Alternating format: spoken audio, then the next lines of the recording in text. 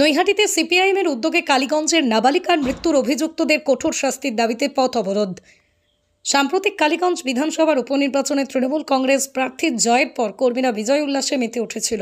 আর এই বিজয় উল্লাস থেকেই ছোড়া বোমায় 10 বছরের নাবালিকার মৃত্যু ঘটে। মঙ্গলবার সন্ধ্যায় সিপিআইএম এরিয়া কমিটির উদ্যোগে সিপিআইএম কর্মীরা মিছিল করে এসে নৈহাটি স্টেশনের কাছে 20 মিনিটের জন্য পথ অবরোধ করে। দোষীদের উপযুক্ত শাস্তির দাবিতে সোচ্চার হয়। কিছুক্ষণের জন্য রাস্তায় যানজটের সৃষ্টি হয়।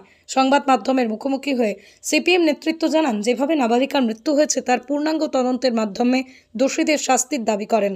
দেখুন নৈহাটি থেকে সতীনাথ ভট্টাচার্যের বিস্তারিত রিপোর্ট। সারা রাজ্য দেখছে, দেশ দেখছে, এখন মিডিয়ার দৌলতে সারা বিশ্ব দেখছে একটা উপনির্বাচনকে কেন্দ্র করে কি ভয়ানক সন্ত্রাস।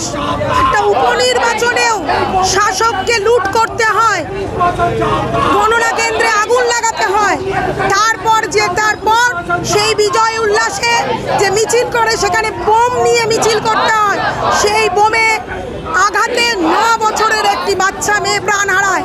আর কত প্রাণ নিলে তবে মমতা ব্যানার্জি থামবে? এর বিরুদ্ধে, এই সন্ত্রাসের বিরুদ্ধে আমাদের লড়াই চলবে।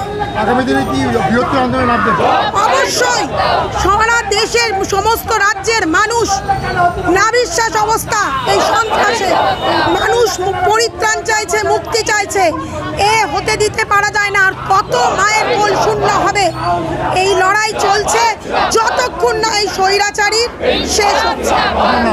ইন্দ্রাণী কুণ্ডু মুখার্জি। কালকে জানেন ওই বিজয় উল্লাসে তমন্না খাতুন খুন হয়েছে। 10 বছরের মেয়ে, বাচ্চার রাজনীতি থাকে না। পরিবারটা আমাদের সেটা বড় বিষয় না। পরিবারটা তৃণমূলের হতে পারতো, পরিবারটা বিজেপিরও হতে পারতো, কিন্তু খুন যে রক্তাক্ত দেহটা আজকে এলো তার বাড়িতে, তার বাবা মার কাছে, সে কি পেল? সাধারণ একটা মিছিল থেকে বোমাবাজি, আর বোমাবাজি থেকে খুন। প্রথম ওই ভোটে গণনা কেন্দ্রে আগুন, ভোটের দিন লুট, বিজয় উল্লাসে সকেট বোমা, একটা বাচ্চার প্রাণ যাওয়া। এর বিরুদ্ধে দাঁড়িয়েই মিছিল, এই বিরুদ্ধে দাঁড়িয়েই অবরোধ। পরিবারটা ওরা বলেছে বামপন্থী, কিন্তু বিষয় বামপন্থী না। আচ্ছা, পরিবারটা যদি আপনার আমার হতো, পরিবারটা যদি তৃণমূল বিজেপির হতো, তমন্না তো তমন্নাই, 10 বছরের মেয়ে, তো আমাদের সবার ঘরে আছে। এর থেকে দুঃখের কি আছে? আর পুলিশের অবস্থা দেখলেন?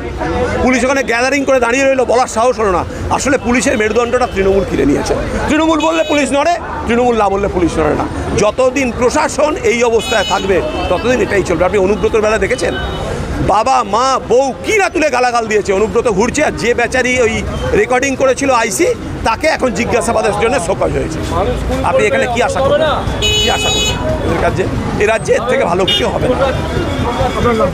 আমার নাম দেবজিৎ ব্যানার্জি।